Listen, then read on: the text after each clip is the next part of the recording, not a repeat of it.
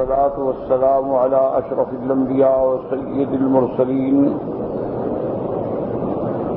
سيدنا محمد وعلى آله وأصحابه أجمعين. اللهم صل على سيدنا محمد وعلى آل سيدنا محمد كما صليت على إبراهيم وعلى آل إبراهيم في العالمين إنك حميد مجيد.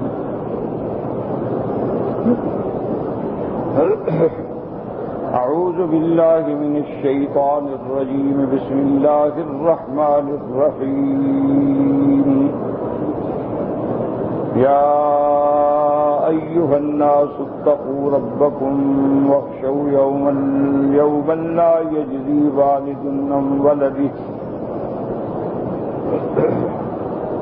ولا مولود هو جاز عن والده شيئا إن وعد الله حق فلا تغرنكم الحياة الدنيا ولا يغرنكم بالله الغرور. قال المؤلف والمفسر رحمه الله تعالى: أدام النفع بعلومه وعلومكم في الدارين آمين، إلى أن قال: يقول تعالى منزلا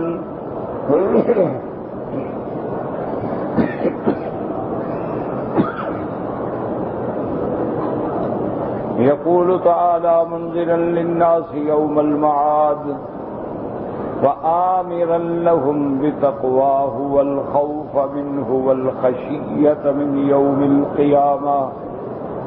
ہم مفسر رحمت اللہ علیہ ان آیات کی تفسیر فرماتے ہیں کہ اللہ تبارک و تعالی لوگوں کو، بندوں کو ڈراتے ہیں اس دن سے جس دن سب نے لوٹ کے جانا ہے. وَآمِرًا لَهُمْ، اور اللہ حکم دیتے ہیں کہ تم اپنے رب سے ڈرو. تقوی کا معنی ہوتا ہے، یاد رکھیں کہ علماء فرماتے ہیں کہ تقوی کا منازل ہیں، مراتب ہیں. سب سے پہلا مرتبہ یہ ہے الاتقاء من الشرک والکفر، کہ شرک اور کفر سے بچنا جو ہے یہ تقوی کا پہلا درجہ ہے.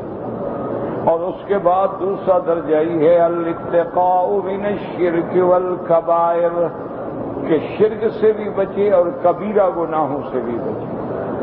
اور تیسرا مرتبہ یہ ہے شرک سے بھی بچے، کبیرہ گناہوں سے بھی بچے، صغیرہ گناہوں سے بھی بچے.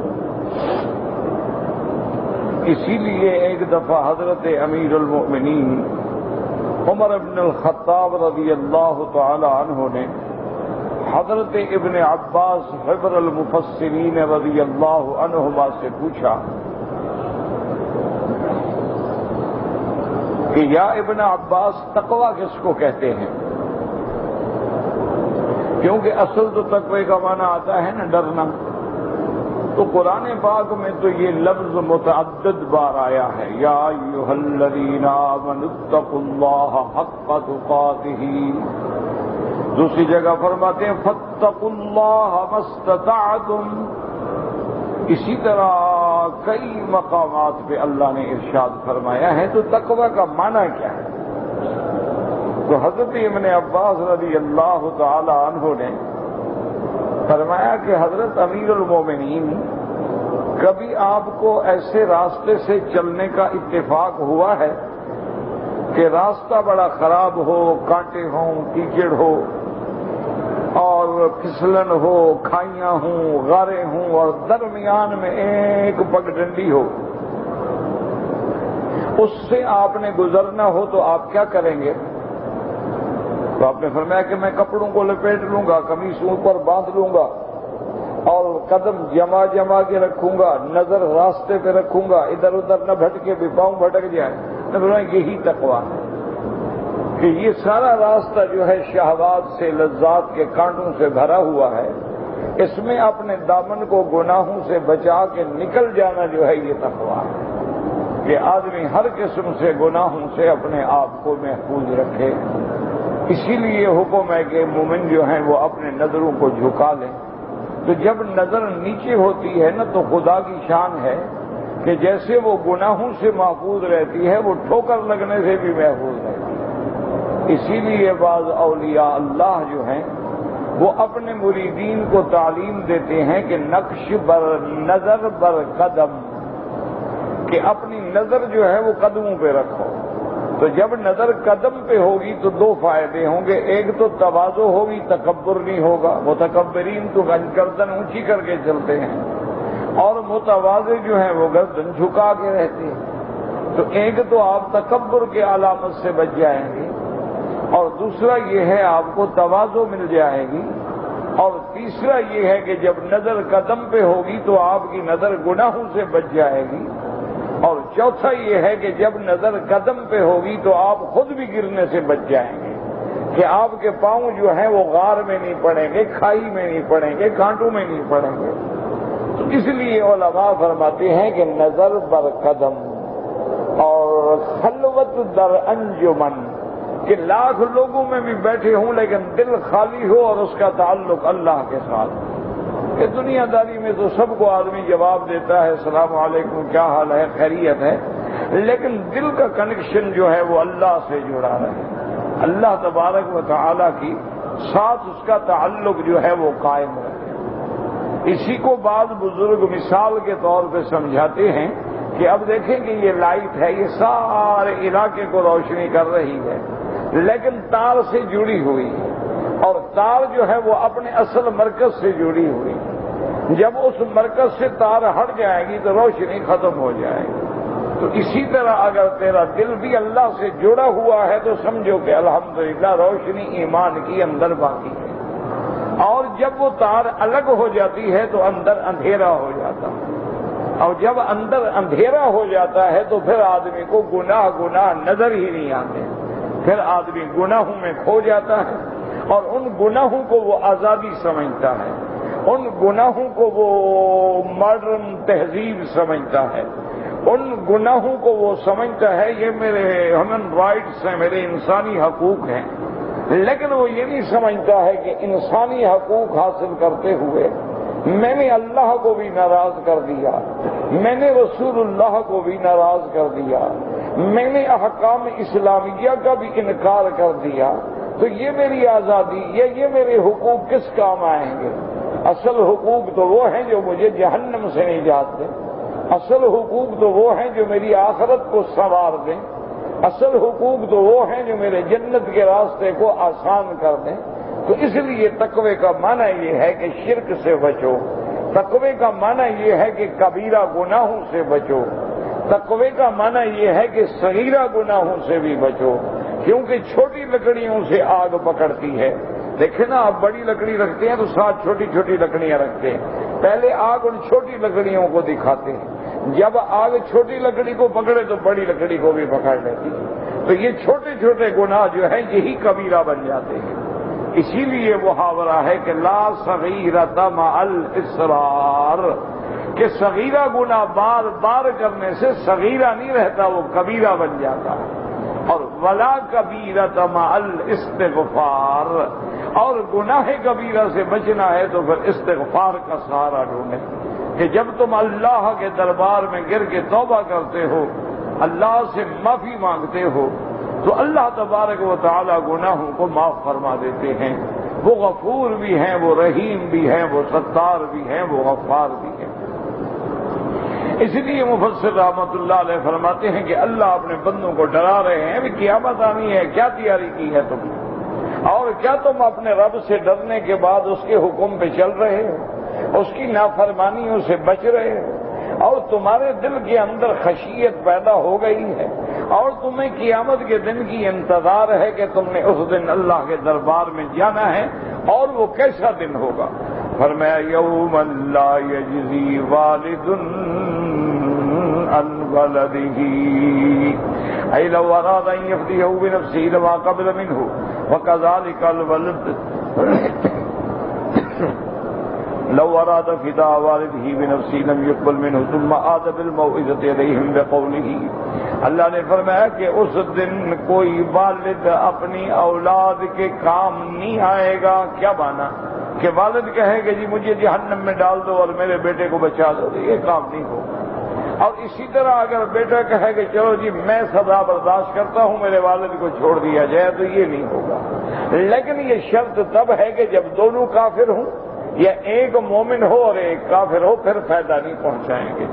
لیکن اگر دونوں ایمان والے ہوں تو انشاءاللہ والدین کا فائدہ بھی اولاد کو پہنچے گا اور اولاد کا فائدہ بھی والدین کو پہنچے گا۔ اولاد جو ہے وہ والدین کی شفاعت کرے گی، اور والدین جو ہیں وہ اپنی اولاد کی شفاعت کریں گے، اور ان کی وجہ سے اللہ ان کے درجات کو بلند کر دے گا۔ اور اس کے بعد فرماتی ہیں فَلَا تَغُرَّنَّكُمُ الْحَيَاةُ الدُّنْيَا وَلَا يَغُرَّنَّكُمْ بِاللَّهِ الْغُرُورُ۔ انسان قیامت کیوں بھول جاتا ہے؟ کہ وہ دنیا کی لذتوں میں الجھ جاتا ہے۔ اب آپ دیکھیں نا کہ جو لوگ ہیں اللہ معاف کریں شراب میں شباب میں الجھے ہوئے ہیں، وہ کوئی قیامت یاد میں چھوڑو یار، کیا قیامت، کیا نماز، کیا روزہ۔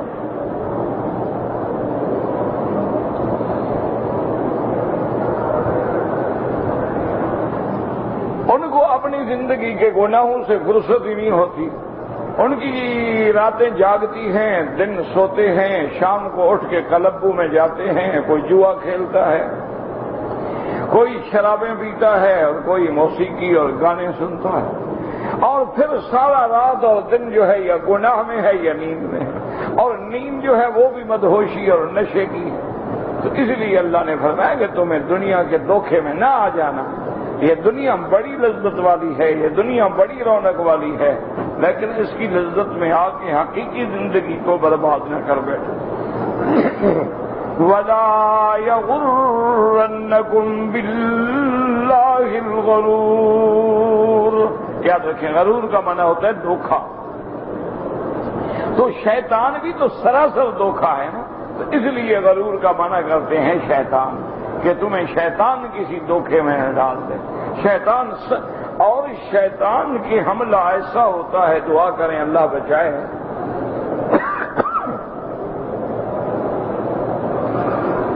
وہ علماء کو علم کے راستے سے دھوکہ دیتا ہے،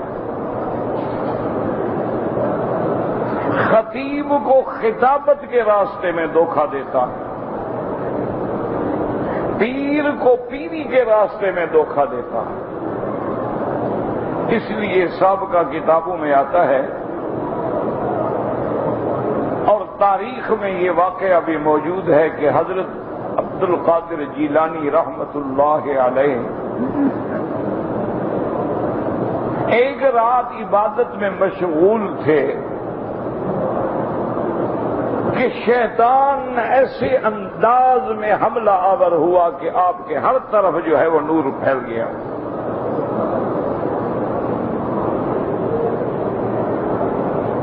اسی لیے بعض لوگ جو ہیں نا جی وہ خواب دیکھتے ہیں یا عبادت کر رہے ہوتے ہیں، روشنی ہو تو دھوکے میں نہ آنا، غور کریں، یہ بڑا مقام ہوتا ہے پھسل جانے کا۔ تو حضرت جیلانی رحمت اللہ علیہ نے دیکھا کہ سارا ماحول منور ہو گیا، روشنی ہو گئی، درخت جو ہیں وہ روشن ہو گئے، زمین روشن ہو گئی، ایسے معلوم ہوتا ہے نور کی برسات ہو رہی ہے۔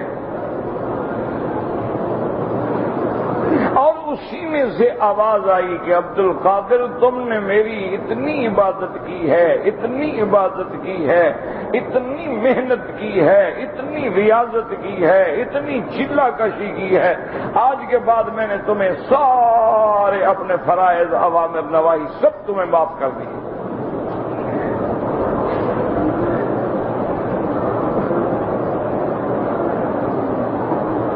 تو اب عبد القادر جیلانی کو سمجھ آئی، انہوں نے کہا ہاں یہ تو شیطان ہے، شعبدہ دکھا رہا ہے۔ انہوں نے فوراً پڑھا اعوذ باللہ من الشیطان الرجیم لا حول ولا قوت الا باللہ العلی العظیم۔ کیونکہ حضرت عبد القادر رحمت اللہ علیہ جو ہیں وہ بہت بڑے عالم بھی تھے نا، صرف پیر تو نہیں تھے۔ عالم تھے، بہت بڑے موحد تھے، بہت بڑے اہل توحید میں تھے، ساری زندگی بدعات سے اور رفض سے لڑتے ہوئے گزاری، یہ تو دشمنوں نے ان کی کتابوں میں بدعات بھر دی انتقام لینے کے لیے۔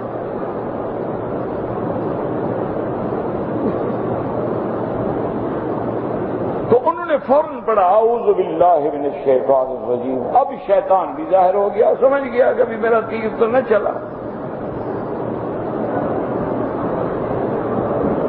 اب وہ انسان کی شکل میں آ گیا، اس نے کہا کہ آپ نے ٹھیک پہچانا ہے، میں ابلیس ہوں، لیکن تمہیں تمہارے علم نے بچا لیا، تم عالم نہ ہوتے تو میں تیری گردن آج توڑ دیتا۔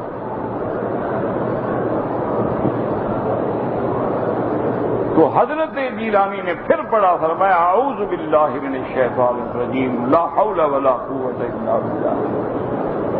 انہوں نے کہا جی اب کیوں مجھ پہ لعنت بھیج رہے؟ اس نے کہا بدبخت، علم نے بچانا ہوتا تجھے نہ بچا لیتا، تو کوئی کم عالم تھا؟ تو ملائکہ کے ساتھ رہتا تھا، تو علم نہیں بچا سکتا، مجھے میرے اللہ نے بچایا۔ ورنہ کتنے عالم ہیں جو گمراہ ہو گئے، رافضی ہو گئے، خارجی ہو گئے، معتزلی ہو گئے، کتنے عالم ہیں نعوذ باللہ جو دین اسلام سے انحراف کر گئے، وہ کتنے بڑے عالم ہیں جنہوں نے دین اکبری کا ایجاد کی اور اللہ کے دین کو بدل ڈالا، وہ بھی تو عالم تھے۔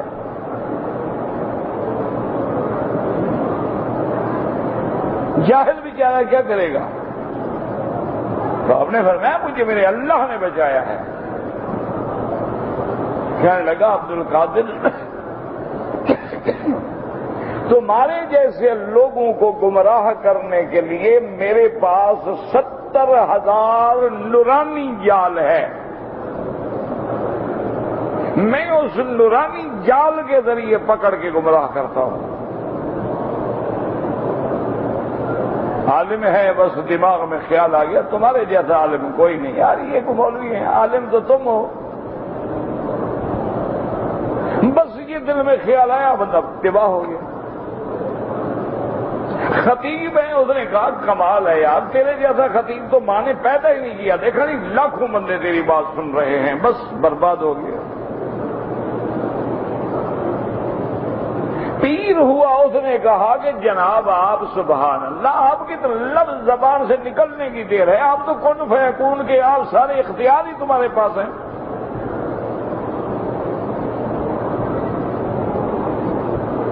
وہ اسی میں برباد ہو گیا۔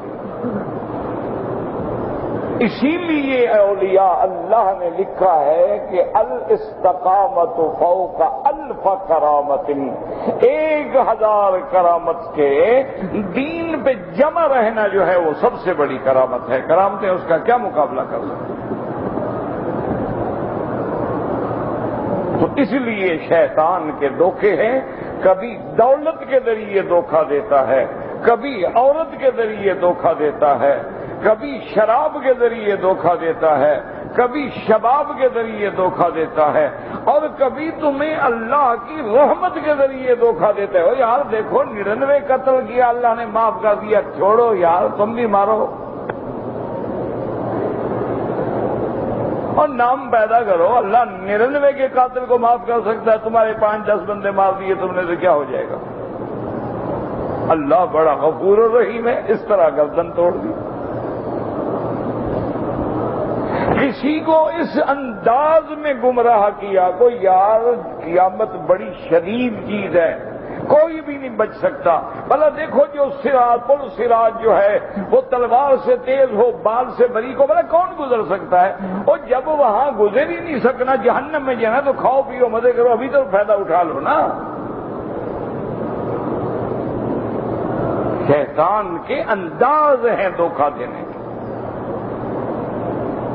بڑے بڑے لوگوں کو اس نے گمراہ کر دیا کہ دیکھو جی داڑھی ہے، انہوں نے کہا دیکھو امام بخاری ہے، امام مسلم ہے، امام ترمذی ہے، 6 سیاح کی کتابیں ہیں، سنن ہیں، مصنفات ہیں، داڑھی کا تو کسی نے باب ہی نہیں باندھا ہے، یہ کوئی داڑھی جو ہے یہ تو عادات نبی میں ہے، کوئی شریعت نبی کی تھوڑی ہے۔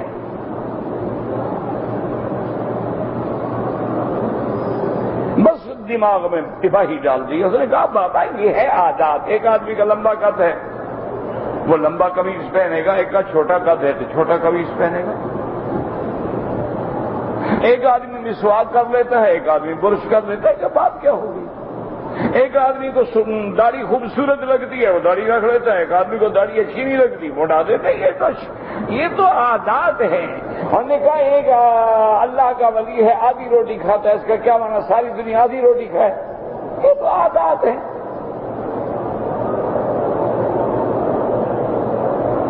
فلاں بزرگ جو تھے وہ اعلیٰ کھانے کھاتے تھے, کوئی عادت ہے؟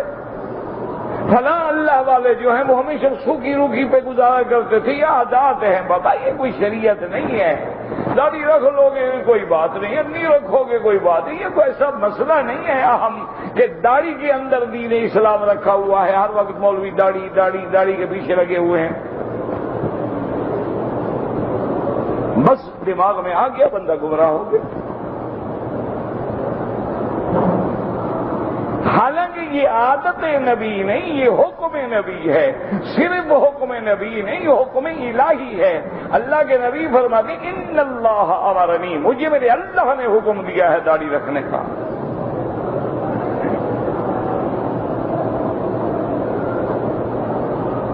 اور پھر 1,24,000 پیغمبر ہے, کروڑوں صحابہ ہیں, کروڑوں تابعین ہیں, کروڑوں اولیاء اللہ ہیں. کوئی داڑھی مڈاتا تھا؟ ان سب نے دین نہیں سمجھا, تم نے دین سمجھا ہے.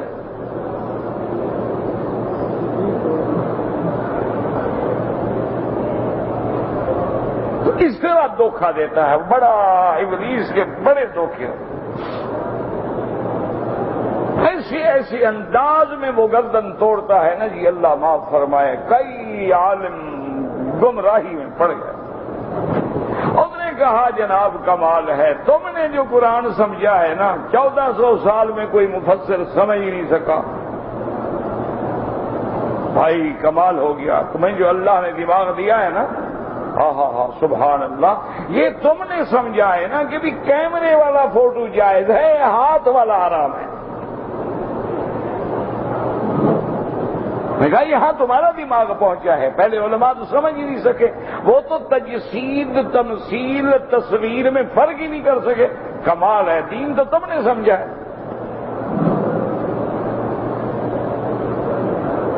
انہوں نے کہا کہ جناب اصل بات تو تم نے سمجھی ہے کہ بھئی پہلے زمانے میں عرب میں عورتیں جو ہیں دوپٹہ اوڑھتی تھیں, اسکارف باندھتی تھیں. انہوں نے کہا دیکھا نہیں آج عرب نوجوان جو ہیں یا بوڑھے جو ہیں وہ بھی تو عربی رومال باندھتے ہیں. موسم گرم تھا, ریت اڑتی تھی, اس لیے ضروری تھا. اگر تمہارا ملک ٹھیک ٹھاک ہے تو عورت بال کھولے کر کے چلے.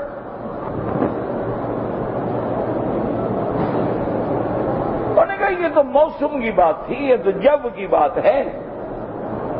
ہر علاقے میں, کسی علاقے میں ٹوپی ہوتی ہے, کسی میں پگڑی ہوتی ہے, کسی میں رومال ہوتا ہے. کسی علاقے میں عورت کو دوپٹہ رکھنا پڑتا ہے, اس کے بالوں کی چمک دمک خراب نہ ہو اور سورج کی شعاعیں پڑنے سے وہ جل نہ جائیں.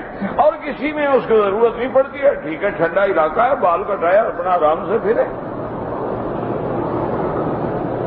اور اس نے کہا جناب دیکھو بال کٹانے میں کتنا بڑا فائدہ ہے. دیکھو نا, عورت اگر میاں بیوی لیٹے, عورت کو بھی جنابت ہے, تو اگر بال میں پانی نہیں پہنچے گا تو پاک نہیں ہوگی. اس لیے بال چھوٹے ہوں گے, مزے سے پانی پہنچے گا.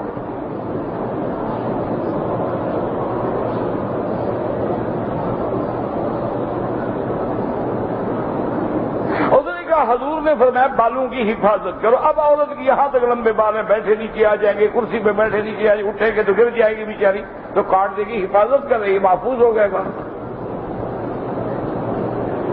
ہاں دیکھو جو تم نے دین سمجھا 1400 سال میں مولوی نہیں سمجھا.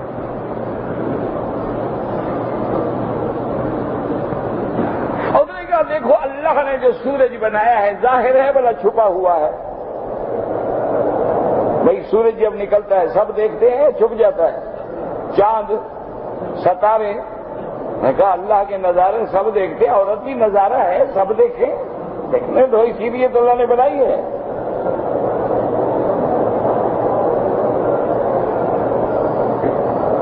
اور کہا جناب اسی سے تو اللہ نے بنائی ہے. یہ تھوڑا ہے کہ اس کو شٹل کاک برقعے میں لپیٹ کے چھپا دو بس صرف چند آدمی دیکھیں باقی نہ دیکھیں، اللہ کی اس حسن کو دیکھنے سے محروم ہو جائیں؟ کیسے دماغ میں چکر دی؟ اسی لیے ہماری بیٹیاں دیکھو نہیں ماشاءاللہ، وہ کہتے ہیں جی جوانی ہے انجوائے کریں، کوئی اللہ گلا ہو، کوئی برتھ ڈے ہو، کوئی اپنا نیو ایئر ہو، کوئی بسنت ہو، کوئی پتنگ اڑیں، کوئی لوگوں کی گردنیں کٹیں، پتہ لگے۔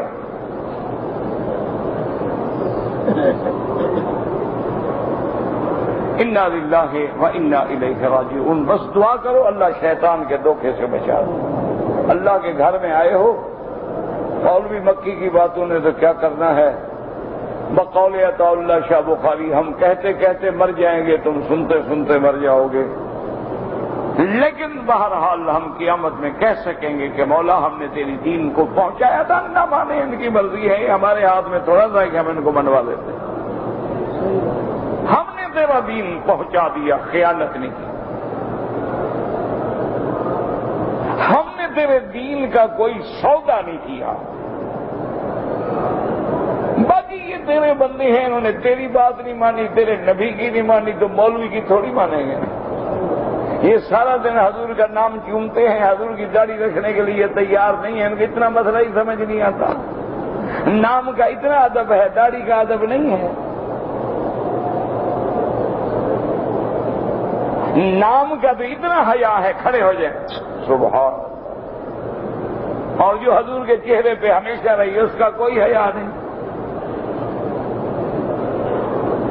ایسا بڑا آدمی جو ہے ایمان سے کہیں وہ دعویٰ کر سکتا ہے کہ میں عاشق رسول ہوں، اس کو حضور کی شکل بھی پسند نہیں، لباس بھی پسند نہیں،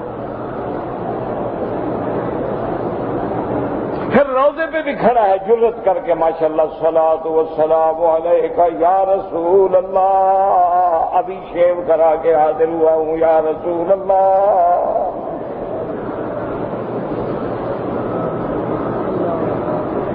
کیا خیال ہے؟ ٹائی پھیر کے آیا ہوں حضور، بال بالکل نہیں نظر آتا۔ اللہ اکبر۔ حضور فرماتے ہیں جو بدعت کریں میرے حوض کوثر سے اللہ دھکے دے کے فرشتوں کے ذریعے نکال دیں گے، تم تو سنت کو تباہ کر رہے ہو۔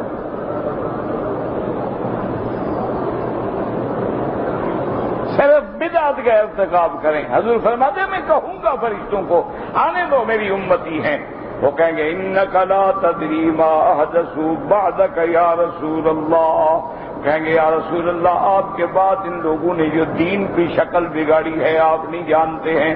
میں کہوں گا سحقا لہم سحقا لہم، ہلاکت ہو بربادی ہو، ان کو دفع کرو، نہ آنے دو میرے حوض کوثر پر۔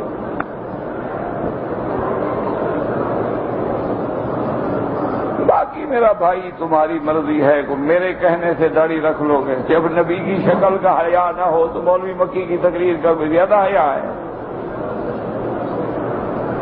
مزے کرو، بیوی خوش رکھو، انجوائے کرو ماشاءاللہ، انگریز کی پوری پوری اتباع کرو، ایسے کپڑے پہنو، ایسا لباس پہنو، ایسی چال ڈھال کہ دور سے دیکھنے والا سمجھے کہ اصلی نسلی انگریز ہے، یہ نہ سمجھے کہ نقلی ہے۔ دریائے ٹیم سے دھلی ہوئی زبان بولا کرو۔ انا للہ و انا الیہ راجعون۔ بس ٹھیک ہے، جو کچھ ہے یہی تقویٰ ہے، ایمان سے کر۔ اس لیے قرآن بار بار جگا رہا ہے کہ خبردار تمہیں شیطان کسی دھوکے میں نہ ڈال۔ یاد رکھو ایک سیدھی سی بات ہے کہ ایمان اس قرآن کا نام ہے جو اللہ نے اتارا ہے، اور قرآن کو سمجھنے والا سمجھانے والا محمد مصطفیٰ ہے۔ لاکھ مولوی پیدا ہوں، پروفیسر پیدا ہوں، اسکالر پیدا ہوں، پی ایچ ڈی ڈاکٹر پیدا ہوں، اگر ان کی تفسیر حضرت محمد مصطفیٰ کے فرمان سے ٹکراتی ہے تو رتی کی ٹوکری میں پھینک دو، وہ لعنت کے قابل ہے، وہ تفسیر قابل مطالعہ بھی نہیں۔ اسی لیے میرے نبی نے ایک فیصلہ کر دیا کہ من فسر القرآن برائیہ، جس نے اللہ کے قرآن کی تفسیر تعویل اپنی رائے کے مطابق کی اور میرے فرمان کے خلاف کی، وہ کافر ہو گیا۔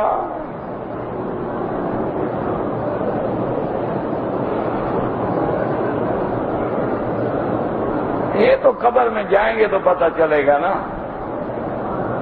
مولویوں کو بھی پتہ لگ جائے گا اور پیروں کو بھی پتہ لگ جائے گا، سنگل شاہ ڈبل شاہ سب اللہ کی دربار میں کھڑے ہوں گے، سب نے حساب کتاب دینا ہے، فکر نہ کرو۔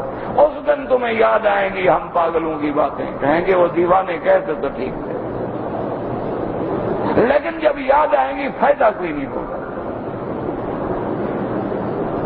اس لیے قرآن کہتا ہے کہ جب کافروں کو جہنم میں دھکیلیں گے فرشتے، پوچھیں گے ما اتاکم من نذیر،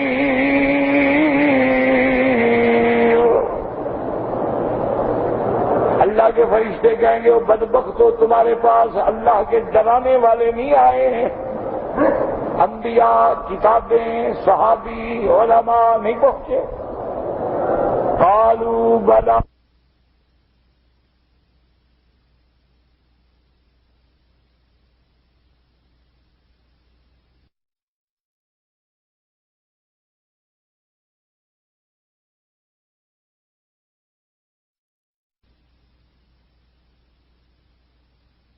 نے بات نہیں مانی،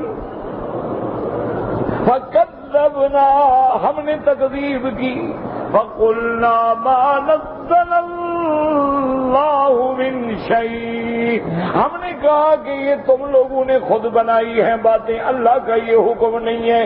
ہم نے قرآن بھی نہ مانا، نبی نہ مانے، نبی کے وارث علماء کی بات بھی نہ مانی۔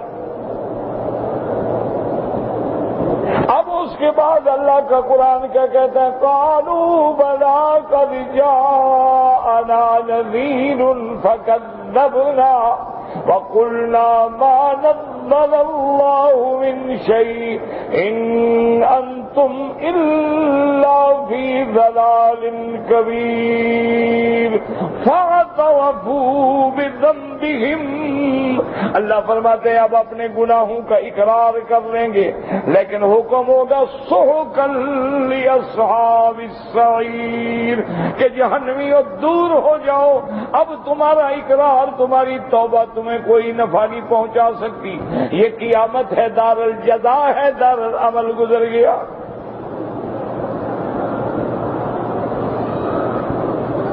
اللہ، اسی لیے قرآن کہتا ہے کہ جب مومن جا رہے ہوں گے پل صراط کی طرف اور اللہ کی رحمت سے ان کے آگے نور ہوگا، اور کافر دوڑیں گے، مشرک دوڑیں گے، منافق دوڑیں گے اور کہیں گے بھائی ٹھہر جاؤ، کہیں گے بھائی ٹھہر جاؤ، مہربانی کرو، ہمارے پاس تو نور ہے نہیں نا، چلو ہم تمہاری روشنی میں ہم بھی چلتے جائیں۔ تو حکم ہوگا ان کو قیل ارجعوا وراءکم فالتمسوا نورا، حکم ہوگا ان سے کہو واپس لوٹ جاؤ، نور تمہارے پیچھے کیا مانا، وہ تو دنیا میں تھا، عمل کرتے تو آج نور ملتا، جب تم نے دنیا میں عمل نہیں کیا تو آج نور کہاں سے آئے؟ جس صراط کو تم مشکل سمجھتے ہو، میرے پاک نبی، میرے مدنی محبوب، محبوب دو عالم، مجسم رحمت، سرکار دو عالم صلی اللہ علیہ وسلم نے فرمایا اللہ اپنے مومنوں کے لیے اس صراط کا گزرنا ایسے آسان فرما دیں گے کہ بعض ایمان والے تو ایسے گزر جائیں گے جیسے بجلی چمکتی ہے، اتنی تیزی سے گزر جائیں گے، اور بعض اس سے کم، حتیٰ کہ فرمایا بعض دوڑ کے گزر جائیں گے، بعض چل کے گزر جائیں گے، اور زبان پہ ہوگا اللہم سلم اللہم سلم، اللہ ہمیں جہنم کی آگ سے بچا لے۔ اللہ تبارک و تعالیٰ فرمائیں گے تم میری توحید پہ جمے رہے، تم میری توحید پہ جم کے شرک سے دور رہے، تم نے میری مدنی کی نبوت، رسالت، ختم نبوت پہ ایمان لائے، آج اگر تم سے کوئی چھوٹی غلطیاں ہوئی، بڑی ہوئی، میں بھی معاف کرتا ہوں، گزر جاؤ جنت کی طرف۔ مومن کی یہ شان ہوگی کہ جب اس کو جہنم کا نظارہ دکھانے کے لیے جہنم سے گزاریں گے وَإِن مِّنكُمْ إِلَّا وَارِدُهَا، سب نے گزرنا ہے، کافر عذاب کے لیے گزرے گا، مومن جو ہے دشمن کو جلتے ہوئے دیکھنے کے لیے گزرے گا۔ حضور فرماتی ہیں ایسے میرے اللہ کے بندے ایسے بھی ہوں گے کہ جب جہنم سے گزریں گے جہنم سے آواز آئے گی جز یا مومن، جلدی کر گزر جا، تیرے نور کی وجہ سے میری آگ نہ ختم ہو جائے۔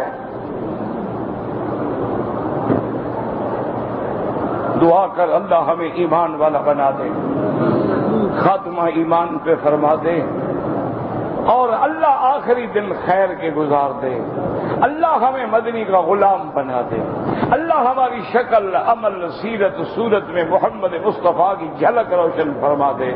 بس یہ دعا کیا کرو، باقی یہ ہے دنیا داری اور قصے اور کہانیاں اور دلائل تو میرا بھائی آج دنیا میں ایک وکیل ایک کو مجرم بنانے کے لیے بھی دلائل کی بھرمار کر دیتا ہے، صفائی والا بے گناہ بنانے کے لیے بھی دلائل کی بھرمار کر دیتا ہے۔ اصل فیصلہ تو وہ ہے کہ اللہ کے ہاں ہم مجرم نہ بنیں۔ دلائل کس کے پاس نہیں ہوتے؟ دلائل تو ہندو کے پاس بھی ہوتے ہیں، دلائل تو قادیانیوں کے پاس بھی ہوتے ہیں، دلائل تو منکرین صحابہ کے پاس بھی ہوتے ہیں، دلائل تو منکرین اہل بیت کے پاس بھی ہوتے ہیں، دلائل جو ہیں وہ دین کے مخالفوں کے پاس بھی ہوتے ہیں، دلائل جو ہیں آج نئی روشنی کی تہذیب اپنانے والوں کے پاس بھی ہوتے ہیں، دلائل جو ہیں بے نمازوں کے پاس بھی ہوتے ہیں، دلائل تو ہر قسم کے بندوں کے پاس ہوتے ہیں، لیکن دلیل وہ دلیل ہے جو قرآن اور فرمان محمد مصطفیٰ کے مطابق ہو۔ اس لیے دیکھیں کہ اللہ پاک ڈرا رہے ہیں کہ میرے بندے ڈر جاؤ، تیاری کرو مرنے کے لیے، قیامت کے لیے۔ وَلَا يَغُرَّنَّكُمْ بِاللَّهِ الْغَرُورُ،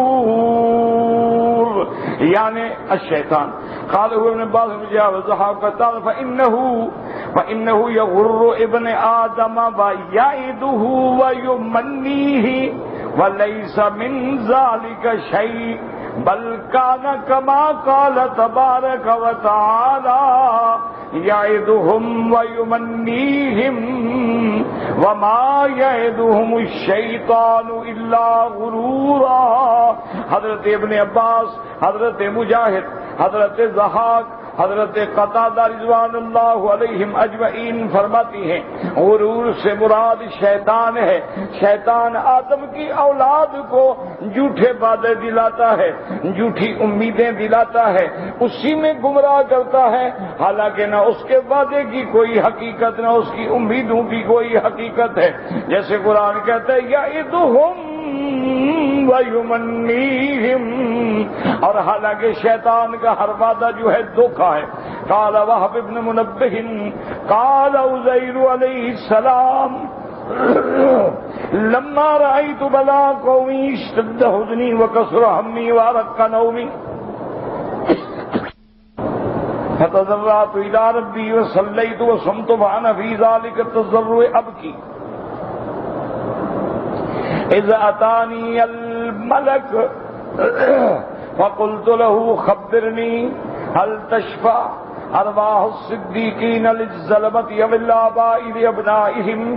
قال إن القيامة فيها فصل القضاء وملك ظاهر ليس فيه رخصة لا يتكلم فيه أحد إلا بإذن الرحمن ولا يؤخذ فيه والد من ولده ولا ولد من والده ولا أخ من أخيه ولا عبد من سيده ولا يهتم أحد به بغيره ولا يحزن لحزنه ولا أحد يرحمه كل مشفق على نفسه ولا يؤخذ إنسان من إنسان كل يهمه همه ويبكي عوله ويحمل وزره ولا يحمل وزره معه غيره رواه ابن ابی حاتم۔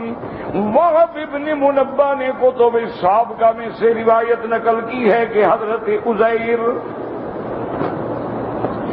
اللہ کے نبی ہیں علیہ السلام فرماتے ہیں لما رأيت بلاء قومي جب میں نے اپنی قوم کو گمراہیوں میں گناہوں میں ڈوبا ہوا دیکھا، اشتد حزنی، میرا حزن میرا غم بڑھ گیا، میری رات کی نیندیں اڑ گئیں، میں جلدی سے اللہ کے دروازے پہ گرا، نمازیں پڑھی، روزے رکھے، میں اسی تضرع میں رو رہا تھا کہ اللہ کا فرشتہ آیا۔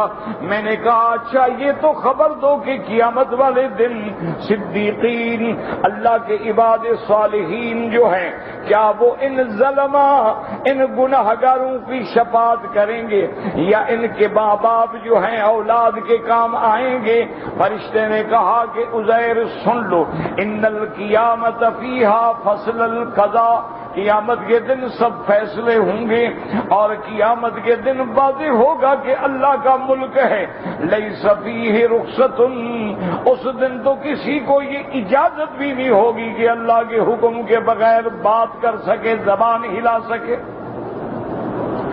اور اس کے بعد فرماتی ہیں وَلَا يُؤْخَذُ فِيهِ وَالِدٌ عَنْ وَلَدِهِ، باپ کے کفر میں باپ بیٹے کے کفر میں باپ کو نہیں پکڑیں گے اور باپ کے کفر میں بیٹے کو نہیں پکڑیں گے، کسی بھائی کو بھائی کی وجہ سے نہیں پکڑیں گے، کسی غلام کو سید کے بدلے میں نہیں پکڑیں گے، کوئی آدمی کسی دوسرے کا فکر نہیں کرے گا بلکہ ہر کسی کو اپنا غم ہوگا، کوئی کسی دوسرے پہ رحم نہیں کر سکے گا، ہر کسی کو اپنی جان اپنا خوف ہوگا، کوئی انسان کسی کا بدلہ نہیں ہوگا، سب کو اپنا ہم غم ہوگا اور اپنے حالات کو روتا ہوگا، اپنے بوجھ کو اٹھاتا ہوگا، کوئی کسی کا بوجھ نہیں اٹھائے گا۔ اللہ تبارک و تعالیٰ سے دعا کریں یا اللہ خاتمہ ایمان پہ فرما دے اور میرا اللہ جہنم کے قبر کے حشر کے عذاب سے محفوظ فرما دے۔ اس لیے حضور نے فرمایا یہ دعا مانگا کرو، اللہم انا نعوذ بک عن عذاب القبر وفتنة المسیح الدجال وفتنة المحیا وفتنة الممات ونعوذ بک عن المعصم والمغرم وغلبۃ الدین وقہر الرجال۔ دعا مانگا کرو تاکہ اللہ ہمیں ہر عذاب سے بچائے۔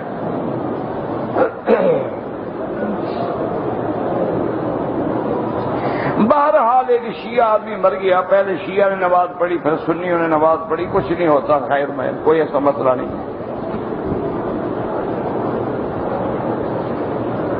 نماز پڑھتے ہوئے ہونٹ نہ ہلیں تو ہونٹ نہ ہلیں پڑھو گے کیسے؟ ذرا مجھے پڑھ کے دکھا دو پھر تو میں مسئلہ بتاؤں۔ سبحان ربی الاعلی، ہونٹ نہ ہلیں پڑھو۔ سبحان ربی العظیم، ہونٹ نہ ہلیں پڑھو۔ التحیات للہ والصلوات والطیبات، ہونٹ نہ ہلیں، کوئی عقل کی بات کرو، ہونٹ نہ ہلیں۔ جب ہونٹ ہلیں گے نہیں پڑھو گے نہیں۔ پتہ نہیں کون ان کو سمجھاتا ہے، سوچتے رہتے ہیں کوئی مسئلہ باہر پوچھ رہے ہیں، مولوی جو مفت ہے، مولوی مفت جواب مفت، چلو کچھ لکھ دو۔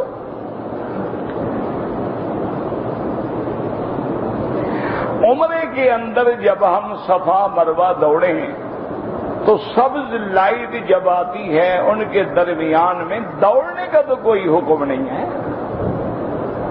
یہ تو بے وقوفی ہے جو لوگ دوڑتے ہیں۔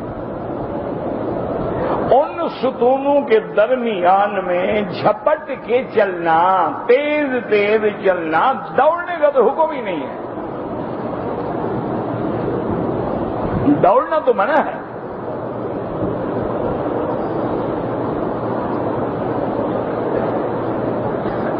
حتیٰ کہ بی بی ام سلمہ رضی اللہ عنہا فرماتی ہیں کہ وہاں آ کر حضور سرکار دو عالم اتنی تیز تیز چل رہے تھے کہ آپ کی چادر جو ہے نا ایسے آگے گھوم رہی تھی، یعنی وہ منظر بھی یاد ہے بی بی کو۔ تمہیں کیا یاد ہے؟ انگوٹھے چومنا، 12 ربیع الاول کو میلاد شریف، 27 رجب کو رجبی شریف، اور ہر مہینے کی 11ویں شریف، کوئی مر جائے تو حلوہ شریف، کل شریف، اہلم شریف، یہی یاد ہے۔ اس میں کوئی ایک بھی قرآن حدیث میں ہے؟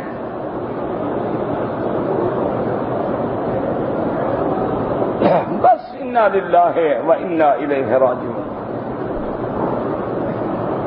اگر مسجد الحرام کے میدان میں ہم نماز پڑھ رہے ہیں، امام نظر نہیں آتا، امام تو ہم یہاں کھڑے نظر نہیں آئے گا۔ اگر صفیں نظر آتی ہیں نماز ہو جائے گی، لیکن کوشش کیا کریں کہ حرم اندر خالی پڑا رہے اور تم باہر جان چھڑانے کے لیے کھڑے ہو جاؤ کہ سلام پھرے اور بھاگوں۔ یہ منافق کی علامت ہے کہ اس کو نماز میں اور مسجد میں چین نہیں ملتا، آ تو جاتا ہے، پھنس جاتا ہے، وہ کہتے ہیں نکلو بس، جلدی کرو، نکلو بس۔ نماز میں سجدے کی حالت میں دعا مانگی جا سکتی ہے، بالکل مانگنی چاہیے، اور حدیث میں ہے قابل ان یستجاب لہ کہ سجدے میں جو دعا مانگے امید ہے کہ وہ جلد قبول ہوتی ہے، لیکن دعا وہ نہیں کہ تم آپ کی شروع کر دو، دعا وہ جو حضور سے ثابت ہے۔ خانہ کعبہ سے چمٹ کر دعا مانگنا صرف ملتزم پر چمٹنا جائز ہے، چومنا حجر اسود کو جائز ہے، باقی کسی جگہ نہ چمٹنا جائز ہے نہ چومنا جائز ہے۔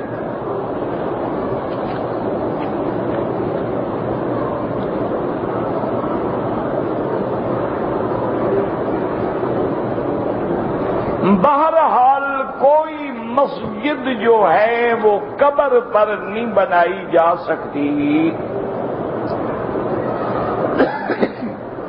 قبر جو ہے مسلمان کا بڑا محترم مقام ہے، حضور نے فرمایا اوپر پاؤں دے کے نہ چلو، قبر سے ٹیک لگا کے نہ بیٹھو، قبر کو پاؤں کے نیچے نہ روندو۔ اگر قبر میں مسجد بنا دو گے، سال بعد لوگ چلیں گے آئیں گے تو پاؤں کے نیچے آ گئی، وہ تو بالکل ناجائز ہے۔ اسی طرح قبر سامنے ہو تو نماز نہ پڑھو، تاکہ دیکھنے والے کو شبہ نہ ہو جائے کہ یہ قبر کو سجدہ کر رہا ہے۔ اس لیے قبر پر مسجدیں نہ بنایا کرو۔ مسلمان کی قبر واجب الاحترام ہے، جیسے مسلمان زندہ ہو اس کا احترام ہے، اسی طرح مسلمان کا مرنے کے بعد بھی احترام ہے۔ حضور نے فرمایا میت لے کے جا رہے ہو تو جلدی جلدی نہ دوڑا کرو، کہیں ایسا نہ ہو کہ میت گر جائے یا اس کو تکلیف پہنچے، تو آرام سے وقار سے، اور اگر قبر ہے نیچے تو کبھی مسجد نہ بنائیں، ہٹ کے مسجد بنائیں۔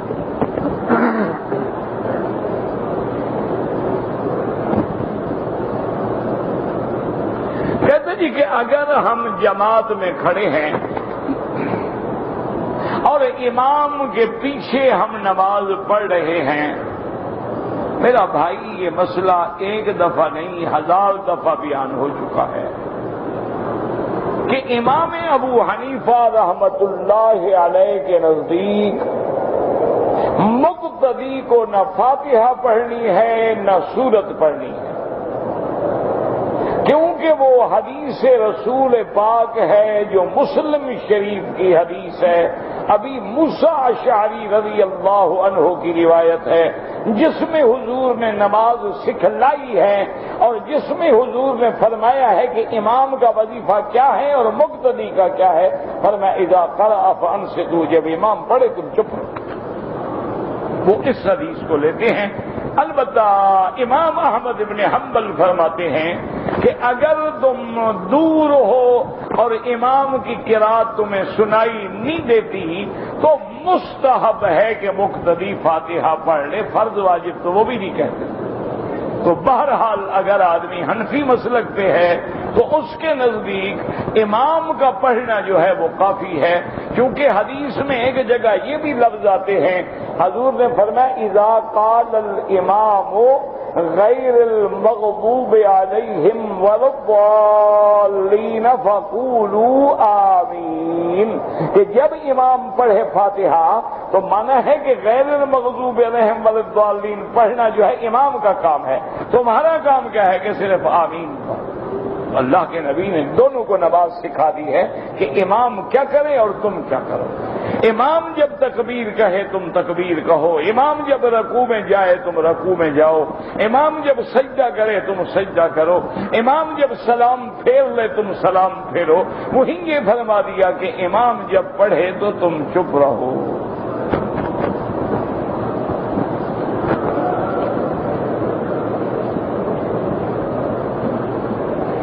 یار یہ ہو گیا نا، شیعہ کا جنازہ پڑھا، شیعہ بھی تو پڑھتے ہیں تمہارا جنازہ، یہ تھوڑا ہوتا ہے کہ ہر شیعہ کافر ہوتا ہے، یہ بات نہ کیا کرو۔ اس طرح تو پھر تمہارے سنی بھی کوئی نہیں بچے گا اگر اسی طرح فتویٰ دینے شروع کرو گے، پھر تو کوئی بھی نہیں بچے گا۔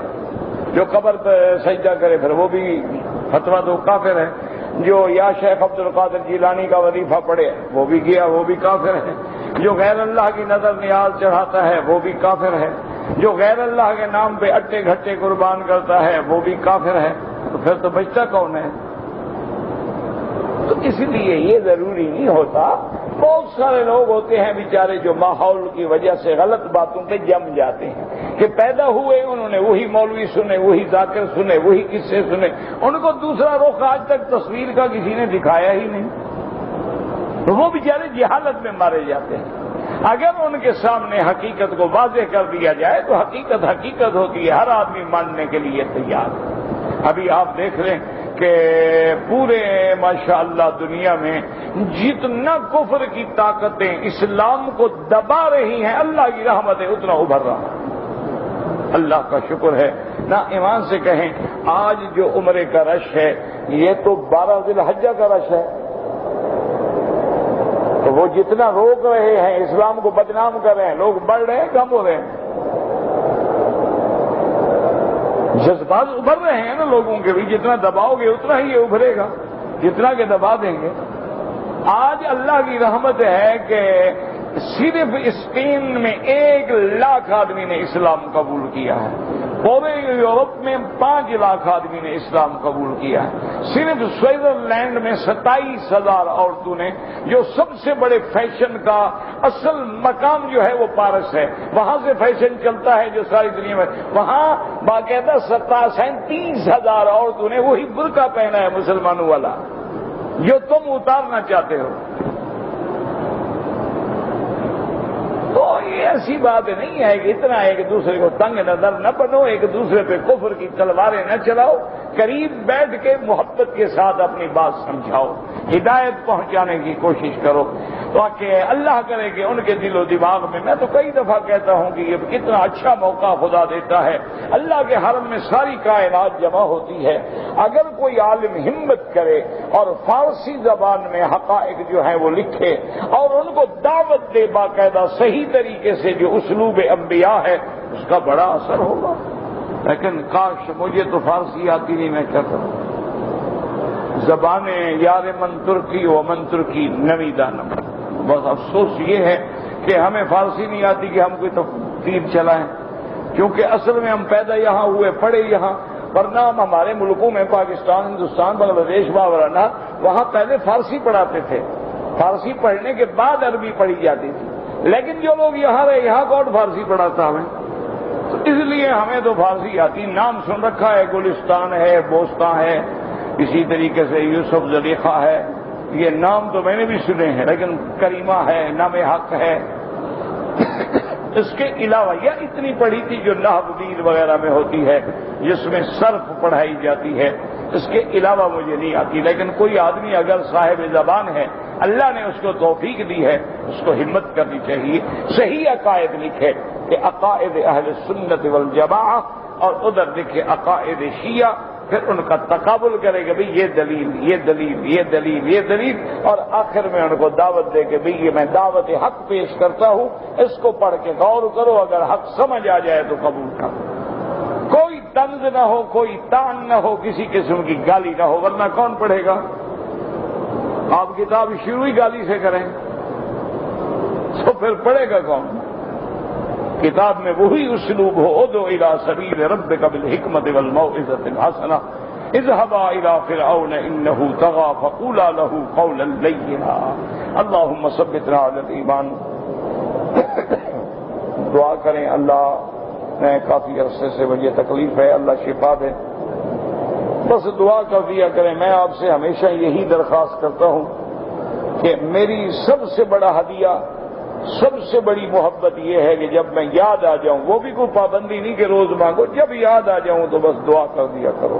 اللہم فرج ہم المہمومین، نفس کرب المکروبین، واقض الدین عن المدینین، واشفنا واشف مرضانا ومرضى المسلمین، واشفنا واشف مرضانا ومرضى المسلمین، واشفنا واشف مرضانا ومرضى المسلمین. اذهب الباس رب الناس انت شافی لا شفاء الا شفاؤک، شفاؤک لا یغادر سقما. یا شافی یا سلام اشفنا واشف مرضانا ومرضى من اوصانا واستوصانا ومرضى المسلمين برحمتك يا ارحم الراحمين. اللهم اجعل لنا وللمسلمين من كل هم فرجا ومن كل ضيق مخرجا ومن كل بلاء عافيا. اللهم انصر الاسلام والمسلمين، اللهم انصر المجاهدين في كل مكان، اللهم اهلك اعداءك اعداء الدين، اللهم انزل عليهم باسك الذي لا يرد عن القوم المجرمين. اللهم انا نسألك من الخير كله عاجله وآجله ما علمنا منه وما لم نعلم. اللهم انا نعوذ بك من الشر كله عاجله وآجله ما علمنا منه وما لم نعلم. سبحان ربك رب العزة عما يصفون وسلام على المرسلين والحمد لله رب العالمين. اللهم صل على سيدنا محمد وعلى آل سيدنا محمد كما صليت على إبراهيم وعلى